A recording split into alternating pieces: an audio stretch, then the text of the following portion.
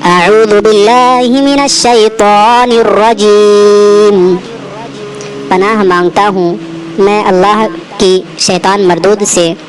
بسم اللہ الرحمن الرحیم، شروع اللہ کے نام سے جو بڑا مہربان نہایت رحم والا ہے۔ طٰ، طٰ، علم قرآن سب سے بڑی دولت ہے۔ اے محمد صلی اللہ علیہ وسلم، ہم نے تم پر قرآن اس لیے نازل نہیں کیا کہ تم مشقت میں پڑ جاؤ، بلکہ اس شخص کو نصیحت دینے کے لیے نازل کیا ہے جو خوف رکھتا ہے۔ یہ اس ذات برتر کا اتارا ہوا ہے جس نے زمین اور اونچے اونچے آسمان بنائے، یعنی خدائے رحمان جس نے عرش پر قرار پکڑا۔ جو کچھ آسمانوں میں ہیں اور جو کچھ زمین میں ہیں اور جو کچھ ان دونوں کے بیچ میں ہیں اور جو کچھ زمین کی مٹی کے نیچے ہیں، سب اسی کا ہے۔ اور اگر تم پکار کر بات کہو تو وہ تو چھپے بھید اور نہایت پوشیدہ بات تک کو جانتا ہے۔ وہ معبود برحق ہے کہ اس کے سوا کوئی معبود نہیں ہے، اس کے سب نام اچھے ہیں۔ اور کیا تمہیں موسیٰ علیہ السلام کے حال کی خبر ملی ہے؟ جب انہوں نے آگ دیکھی تو اپنے گھر والوں سے کہا کہ تم یہاں ٹھہرو، میں آگ دیکھی ہے، میں وہاں جاتا ہوں، شاید اس میں سے میں تمہارے پاس انگاری لاؤں یا آگ کے مقام کا راستہ معلوم کر سکوں۔ جب وہاں پہنچے تو آواز آئی کہ موسیٰ، میں تو تمہارا پروردگار ہوں، تو اپنی جوتی اتار دو، تم یہاں پاک میدان یعنی طوا میں ہو، اور میں نے تم کو انتخاب کر لیا ہے، تو جو حکم دیا جائے اسے سنو۔ بے شک میں ہی خدا ہوں، میرے سوا کوئی معبود نہیں، میری عبادت کرو اور میری یاد کے لیے نماز پڑھا کرو۔ قیامت یقیناً آنے والی ہے، میں چاہتا ہوں کہ اس کے وقت کو پوشیدہ رکھو تاکہ ہر شخص جو کوشش کرے اس کو بدلہ پائے۔ تو جو شخص اس پر ایمان نہیں رکھتا اور اپنی خواہش کے پیچھے چلتا ہے، کہیں تم کو اس کے یقین سے روک نہ دے تو اس صورت میں تم ہلاک ہو جاؤ۔ اور موسیٰ، یہ تمہارے داہنے ہاتھ میں کیا ہے؟ انہوں نے کہا کہ یہ میری لاٹھی ہے، اس پر میں سہارا لگاتا ہوں اور اس سے اپنی بکریوں کے لیے پتے جھاڑتا ہوں، اور اس میں میرے لیے اور بھی کئی فائدے ہیں۔ فرمایا کہ موسیٰ اسے ڈال دو، تو انہوں نے اس کو ڈال دیا اور وہ ناگہاں سانپ بن کر دوڑنے لگا۔ خدا نے فرمایا کہ اسے پکڑ لو اور ڈرنا مت، ہم اس کو ابھی اس کی پہلی حالت پر لوٹا دیں گے، اور اپنا ہاتھ اپنی بغل سے لگا لو، وہ کسی عیب و بیماری کے بغیر سفید چمکتا دمکتا نکلے گا۔ یہ دوسری نشانی ہے تاکہ ہم تمہیں اپنی نشانات عظیم دکھائیں۔ تم فرعون کے پاس جاؤ کہ وہ سرکش ہو رہا ہے، کہا میرے پروردگار اس کام کے لیے میرا سینہ کھول دے اور میرا کام آسان کر دے اور میری زبان کی گرہ کھول دے تاکہ وہ بات سمجھ لے، اور میرے گھر والوں میں سے ایک کو میرا وزیر یعنی مددگار مقرر فرما، یعنی میرے بھائی ہارون کو، اس سے میری قوت کو مضبوط فرما اور اسے میرے کام میں شریک کر تاکہ ہم تیری بہت سی تسبیح کریں اور تجھے کثرت سے یاد کریں، تو ہم کو ہر حال میں دیکھ رہا ہے۔ فرمایا کہ موسیٰ، تمہاری دعا قبول کی گئی، اور ہم نے تم پر ایک بار اور بھی احسان کیا تھا جب ہم نے تمہاری والدہ کو الہام کیا تھا جو تمہیں بتایا جاتا ہے۔ وہ یہ تھا کہ اسے یعنی موسیٰ علیہ السلام کو صندوق میں رکھو، پھر اس صندوق کو دریا میں ڈال دو تو دریا اسے کنارے پر ڈال دے گا، اور میرا اور اس کا دشمن اسے اٹھا لے گا۔ اور موسیٰ، میں نے تم پر اپنی طرف سے محبت ڈال دی ہے، اس لیے کہ تم پر مہربانی کی جائے گی اور اس لیے کہ تم میرے سامنے پرورش پاؤ۔ جب تمہاری بہن فرعون کے ہاں گئی اور کہنے لگی کہ میں تمہیں ایسا شخص بتاؤں جو اس کو پالے، تو اس طریق سے ہم نے تم کو تمہاری ماں کے پاس پہنچا دیا تاکہ ان کی آنکھیں ٹھنڈی ہو اور وہ رنج نہ کریں۔ اور تم نے ایک شخص کو مار ڈالا تو ہم نے تم کو غم سے مخلصی دی، اور ہم نے تمہاری کئی بار آزمائش کی، پھر تم کئی سال اہل مدین میں ٹھہرے رہے۔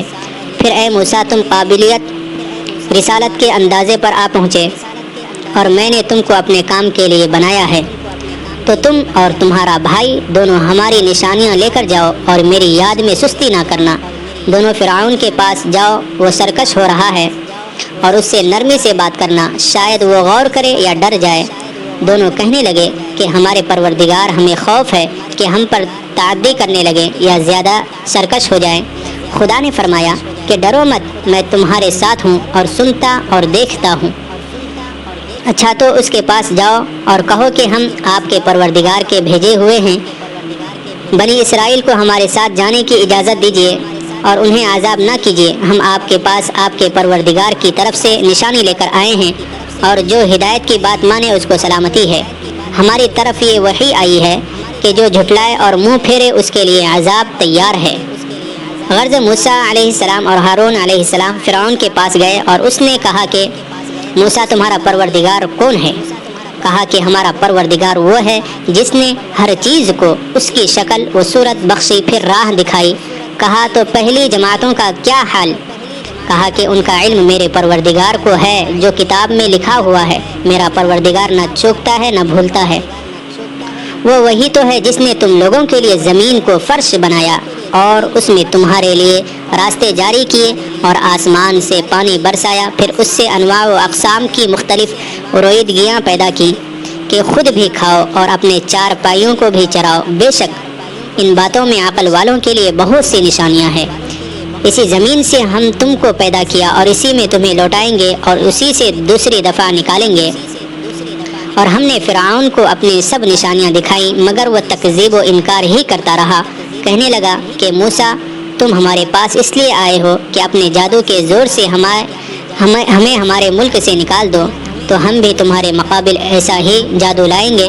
تو ہمارے اور اپنے درمیان ایک وقت مقرر کر لو کہ نہ تو ہم اس کے خلاف کریں اور نہ تم، اور یہ مقابلہ ایک ہموار میدان میں ہوگا۔ موسیٰ علیہ السلام نے کہا آپ کے لیے مقابلے کا دن 9 روز مقرر کیا جاتا ہے، اور یہ کہ لوگ اس دن چاشت کے وقت اکٹھے ہو جائیں۔ تو فرعون لوٹ گیا اور اپنا سامان جمع کر کے پھر آیا۔ موسیٰ علیہ السلام نے ان جادوگروں سے کہا کہ ہائے تمہاری کمبختی، خدا پر جھوٹ افطرا نہ کرو کہ وہ تمہیں عذاب سے فنا کر دے گا، اور جس نے افطرا کیا وہ نامراد رہا۔ تو وہ باہم اپنے معاملے میں جھگڑانے اور چپکے سرکشی کرنے لگے۔ کہنے لگے یہ دونوں جادوگر ہیں، چاہتے ہیں کہ اپنے جادو کے زور سے تم کو تمہارے ملک سے نکال دیں اور تمہارے شائستہ مذہب کو نابود کر دیں۔ تو تم جادو کا سامان اکٹھا کر لو اور پھر قطار باندھ کر آؤ، آج جو غالب رہا وہی کامیاب ہوا۔ بولے کہ موسیٰ یا تم اپنی چیز ڈالو یا ہم اپنی چیزیں پہلے ڈالتے ہیں۔ تو موسیٰ علیہ السلام نے کہا نہیں تم ہی ڈالو۔ جب انہوں نے چیزیں ڈالی تو ناگہا ان کی رسیاں اور لاٹھیاں موسیٰ علیہ السلام کے خیال میں ایسی آنے لگی کہ وہ میدان میں ادھر ادھر دوڑ رہی ہے۔ اس وقت موسیٰ علیہ السلام نے اپنے دل میں خوف معلوم کیا۔ ہم نے کہا خوف نہ کرو، بلا شبہ تم ہی غالب ہو، اور جو چیز یعنی لاٹھی تمہارے داہنے ہاتھ میں ہے اسے ڈال دو کہ جو کچھ انہوں نے بنایا ہے اس کو نگل جائے گی۔ جو کچھ انہوں نے بنایا ہے یہ تو جادوگروں کے ہتھ کنڈے ہیں، اور جادوگر جہاں جائے فلاح نہیں پائے گا۔ القصہ یوں ہی ہوا تو جادوگر سجدے میں گر پڑے اور کہنے لگے کہ ہم موسیٰ اور ہارون کے پروردگار پر ایمان لائے۔ فرعون بولا کہ پیشتر اس کے میں تمہیں اجازت دوں تم اس پر ایمان لے آئے، بے شک وہ تمہارا بڑا یعنی استاد ہے جس نے تم کو جادو سکھایا ہے۔ سو میں تمہارے ہاتھ اور پاؤں جانب خلاف سے کٹوا دوں گا اور کھجور کے تنوں پر سولی چڑھوا دوں گا۔ اس وقت تم کو معلوم ہوگا کہ ہم میں سے کس کا عذاب زیادہ سخت اور دیر تک رہنے والا ہے۔ انہوں نے کہا کہ جو دلائل ہمارے پاس آئے ہیں ان پر اور جس نے ہم کو پیدا کیا ہے اس پر ہم آپ کو ہرگز ترجیح نہیں دیں گے۔ تو آپ کو جو حکم دینا ہو دے دیجئے، اور آپ جو حکم دے سکتے ہیں وہ صرف اسی دنیا کی زندگی میں دے سکتے ہیں۔ ہم اپنے پروردگار پر ایمان لے آئے تاکہ وہ ہمارے گناہوں کو معاف کرے، اور اسے بھی جو آپ نے ہم سے زبردستی جادو کرایا، اور خدا بہتر اور باقی رہنے والا ہے۔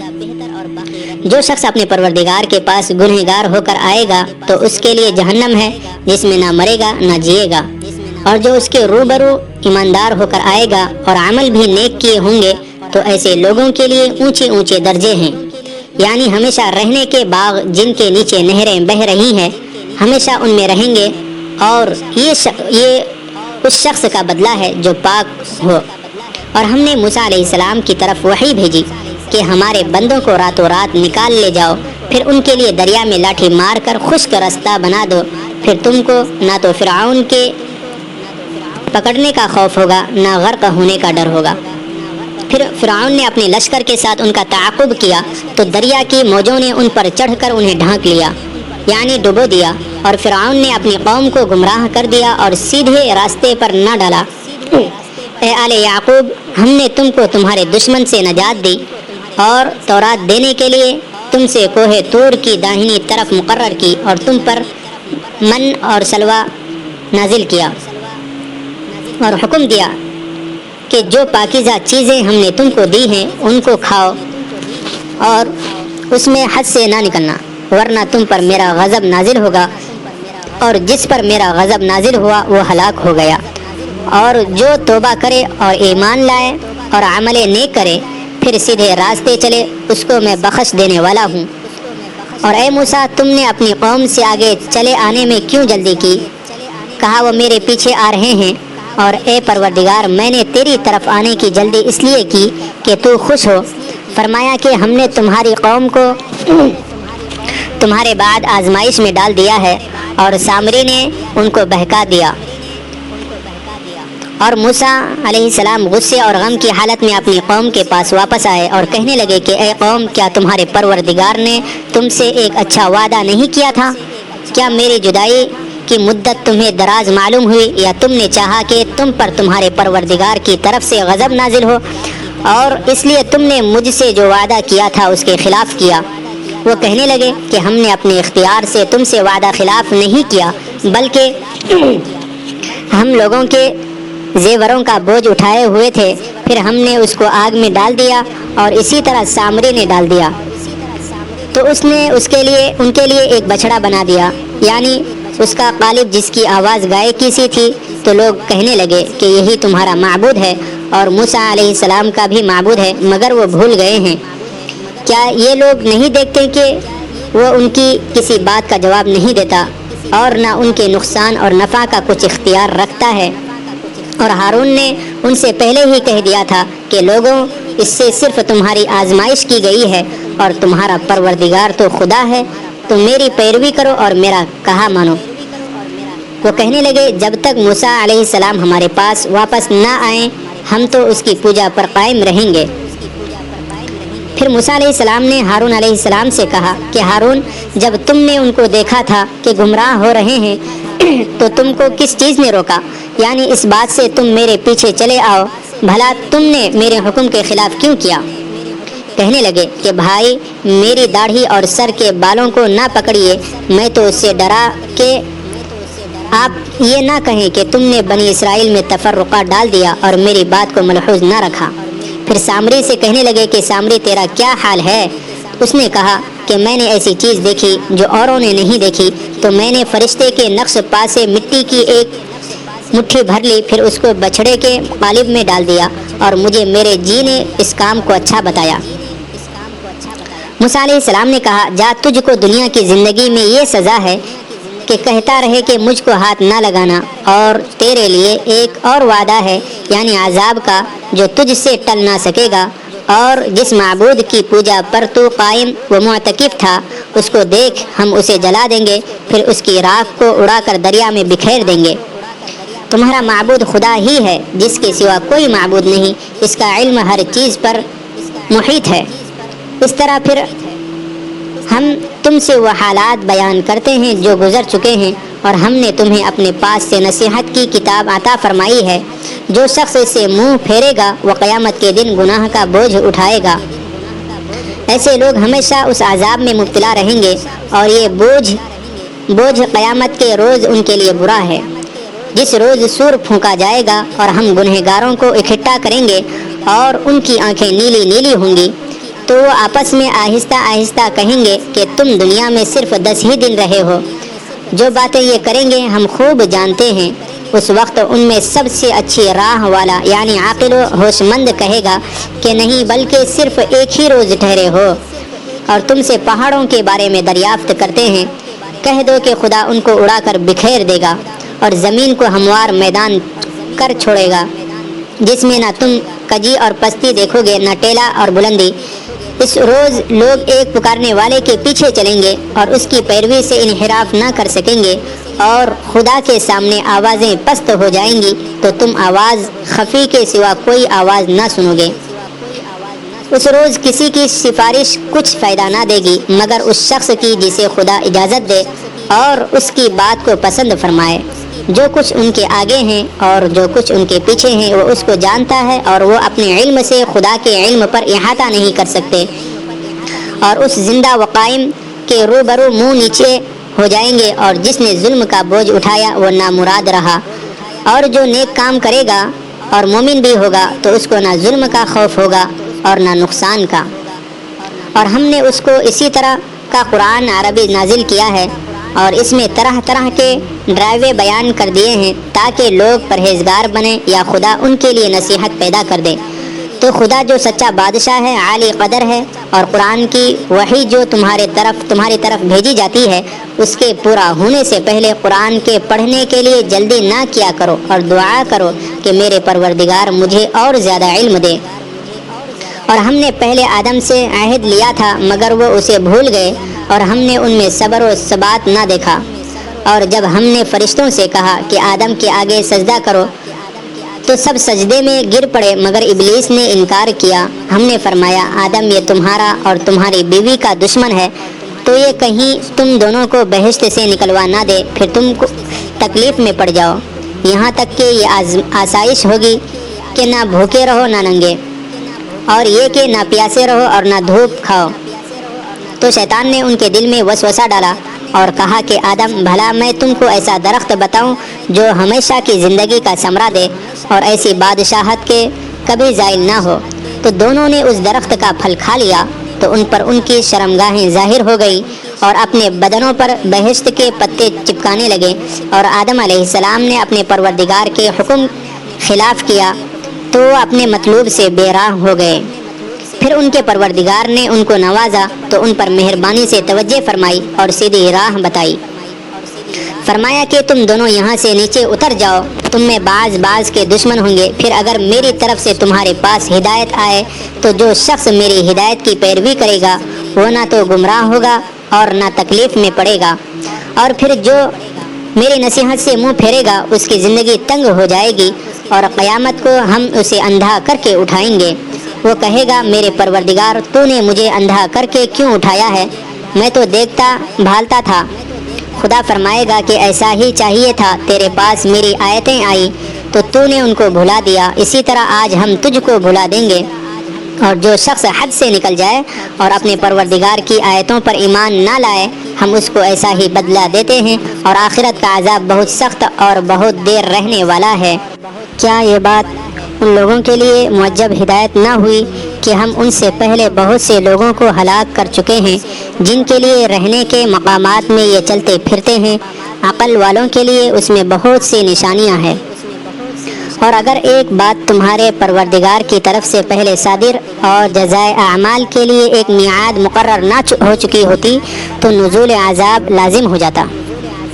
بس جو کچھ یہ بکواس کرتے ہیں اس پر صبر کرو، اور سورج کے نکلنے سے پہلے اور اس کے غروب ہونے سے پہلے اپنے پروردگار کی تسبیح و تحمید کیا کرو، اور رات کی ساعات اولین میں بھی اس کی تسبیح کیا کرو، اور دن کی اطراف یعنی دوپہر کے وقت، ظہر کے وقت بھی، تاکہ تم خوش ہو جاؤ۔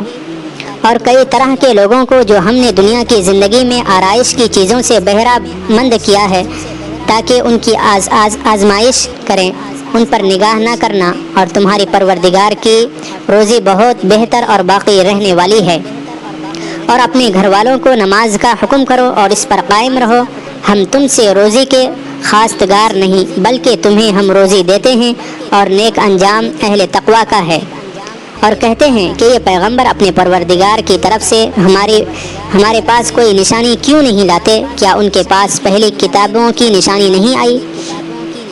اور اگر ہم ان کو پیغمبر کے بھیجنے سے پیشتر کسی عذاب سے ہلاک کر دیتے تو وہ کہتے کہ اے ہمارے پروردگار تو نے ہماری طرف کوئی پیغمبر کیوں نہ بھیجا کہ ہم ذلیل اور رسوا ہونے سے پہلے تیرے کلام و احکام کی پیروی کرتے۔ کہہ دو کہ سب نتائج اعمال کے منتظر ہے، سو تم بھی منتظر رہو۔ عن قریب تم کو معلوم ہو جائے گا کہ دین کے سیدھے راستے پر چلنے والے کون ہیں اور جنت کی طرف راہ پانے والے کون ہیں۔ دوستوں، یہ سورہ طٰہٰ کا ترجمہ ہے۔ قرآن حکیم سب سے بڑا معجزہ ہے۔ کفار یہ بھی کہا کرتے تھے کہ آخر کیا وجہ ہے یہ نبی اپنی سچائی کا کوئی معجزہ ہمیں نہیں دکھاتے۔ جواب ملتا ہے کہ یہ قرآن کریم جو اگلی کتابوں کی خبر کے مطابق اللہ تعالیٰ نے اپنی نبی صلی اللہ علیہ وسلم پر اتارا ہے، جو نہ لکھنا جانتے اور نہ پڑھنا، دیکھ لو اس میں اگلے لوگوں کے حالات ہیں، اور بالکل ان کتابوں کے مطابق جو اللہ تعالیٰ کی طرف سے اس سے پہلے نازل شدہ ہے۔ قرآن کریم ان سب کا نگہبان ہے۔ چونکہ اگلی کتابیں کمی بیشی سے پاک نہیں رہیں، اسی لیے قرآن اترا ہے ان کی صحت غیر صحت کو ممتاز کر دے۔ سورہ عنکبوت میں کافروں کے اس اعتراض کے جواب میں فرمایا، قل انما الآیات عند اللہ، یعنی کہہ دے کہ اللہ تعالیٰ رب العالمین ہر قسم کے معجزات ظاہر کرنے پر قادر ہیں۔ میں تو صرف تنبیہ کرنے والا رسول ہوں، میرے قبضے میں کوئی معجزہ نہیں۔